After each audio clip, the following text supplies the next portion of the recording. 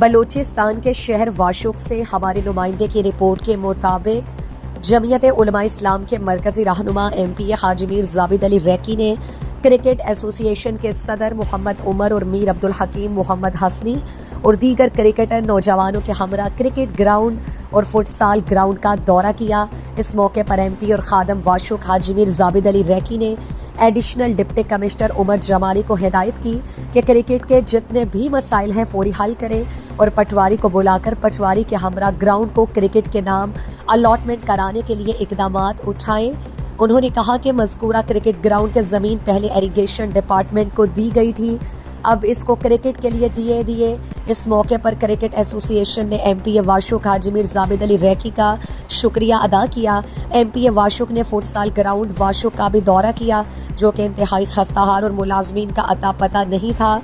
Lights, جال، carpets بھی نکارہ ہو چکے تھے۔ ایم پی اور خادم واشوق حاجی میر زابد علی ریکی نے برہمی کا اظہار کرتے ہوئے کہا سپروائزر سے موقع پر رابطہ قائم کر کے اور کہا کہ فٹ سال کے غیر حاضر ملازمین کے خلاف فوری کارروائی عمل میں لائیں اور لائٹس اور گراؤنڈ صفائی عمل میں لائی جائیں تاکہ نوجوان کھلاڑی کھیل کود میں مصروف رہ کر سماجی برائیوں سے دور رہ سکیں۔ اس موقع پر جمعیت علماء اسلام کے ضلعی جنرل سیکریٹری مولوی یار محمد حسنی،